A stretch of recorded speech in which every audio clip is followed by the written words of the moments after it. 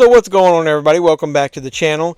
And you know, as collectors, when we upgrade, whether it be from Blu-ray going to 4K, DVD to Blu-ray, VHS to DVD, over the years, we often get rid of the format that came before. So in this case, like if I was upgrading a DVD to a Blu-ray, I don't think I need the DVD anymore. Well, sometimes you do.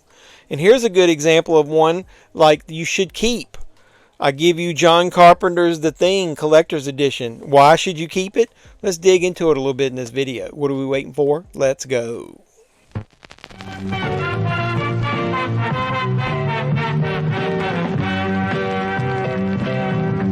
Checkmate. Checkmate.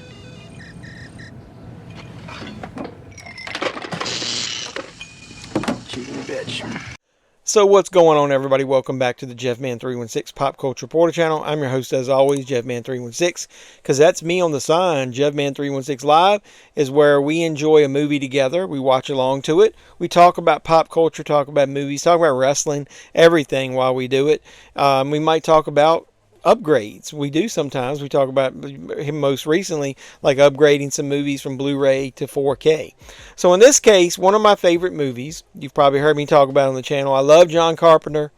I love The Thing. My favorite movie of his is Halloween. It's my second favorite movie behind Jaws, but I really love The Thing.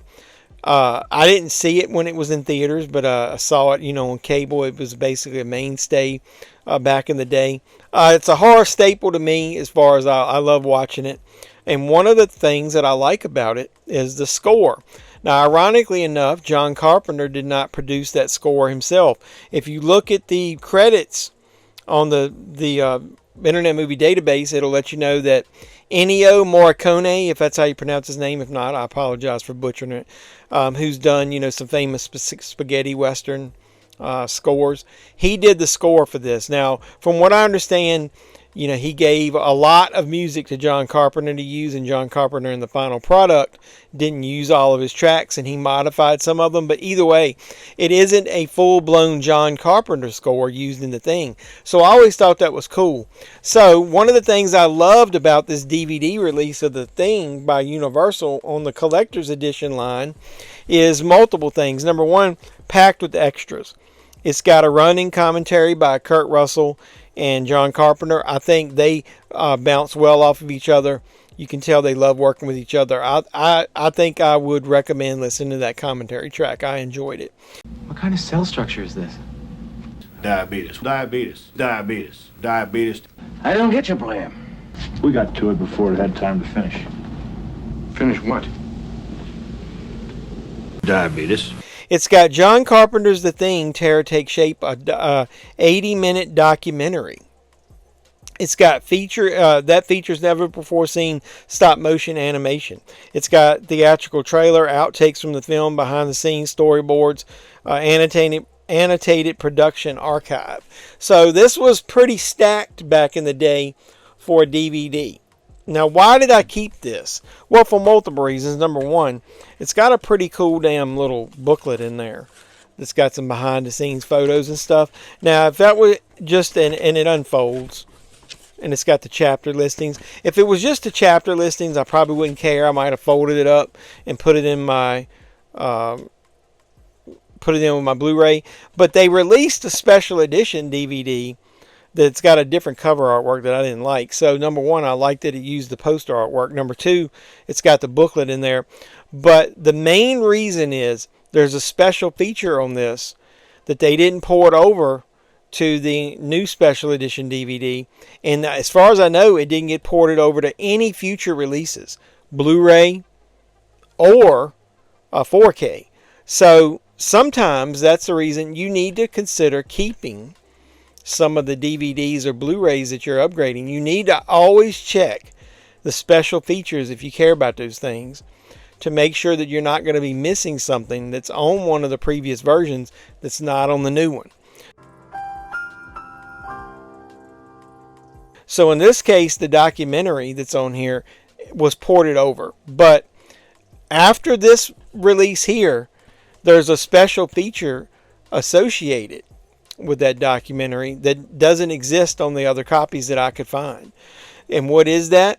Well, if you go, and I'll show you the menu here, if you go from the main menu and you go to bonus material and then you go to the documentary and then you choose the languages, you can do the isolated music score. And there's about, I think, 50 minutes worth of music. It's called an isolated score. And as far as I know, that's not available in any of the other releases. Maybe they didn't get the rights to it. I'm not sure. Now, you'll notice, like I said, there's music that's included there that's probably not going to be in the actual motion picture. But I have scoured through Reddit and everywhere, and I did find a pretty decent explanation. This is not mine, and don't take this for the gospel. But it looked like a lot of people agreed with this. And so it says, from my understanding of the collaboration between Morricone and Carpenter, he composed a demo tape of about 50 minutes worth of music based on what Carpenter requested of him. He never worked directly on the project, only discussed and composed music based on explanations. Carpenter then placed what music he liked wherever and composed some additional stingers. Thus, the CD soundtrack that's also available, and probably the vinyl, represents all that Morricone provided for Carpenter, while the DVD audio track contains what Carpenter used. So I'm assuming they meant he probably produced more than 50 minutes, but 50 minutes of that audio, from what I understand, and I didn't time it myself, is used on the isolated score soundtrack.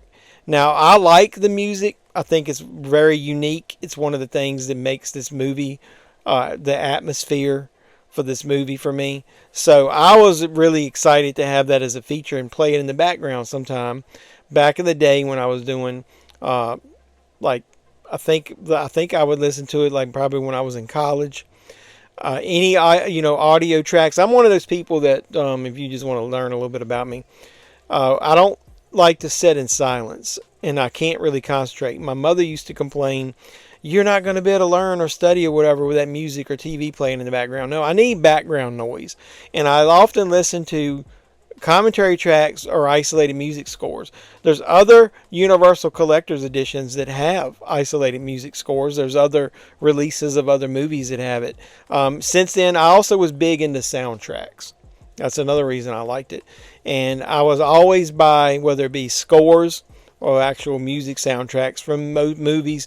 I loved it. I collected them for a while. I got a gigantic binder full of them now because I took them all out of the cases. But so I love this isolated score. So there's two reasons right there that I give you to keep this DVD and or look over the DVDs that you may be trying to get rid of if you upgrade. Like I said, special features that are often not ported over. Maybe it's because of rights issues. And keep these DVDs just so you can have those special features. If you don't care about them, you can get rid of them, but I just wanted to let you know, always double check and don't just assume everything's ported over. Sometimes you get a mix match of stuff that was on previous Blu Rays editions, DVD editions, and sometimes everything's not directly ported over. But I've always kept this for, like I said, multiple reasons. The cover artwork, that isolated score, the booklet, everything. So sometimes, I do hang on the DVDs. Even after I've upgraded them to Blu-ray and then upgraded the Blu-ray to 4K. Do you do that? And I love DVDs, right? I like to be about a decade behind everybody else, So I'm just now getting into them. And it's a good time because they're cheap, right? Put in the comments down below. Number one, did you know that this had the isolated music score parts of it on that, a special feature on that documentary? And if you did, do you like it, and what other ones have you discovered? Put all that in the comments down below.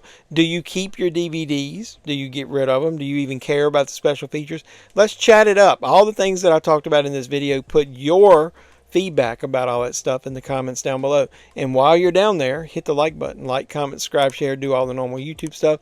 I really appreciate the support you guys give me. After you do subscribe, and please consider subscribing to the channel, don't forget to hit the notification bell, and you'll know when I post new videos. Could be something about this, could be a movie hunt, could be a movie review, you never know. It'll be pop culture and or physical media related, because that's what we do here on the channel. So like I said, really appreciate the support. Keep coming back, and I'll keep making great content. And yes, it is great.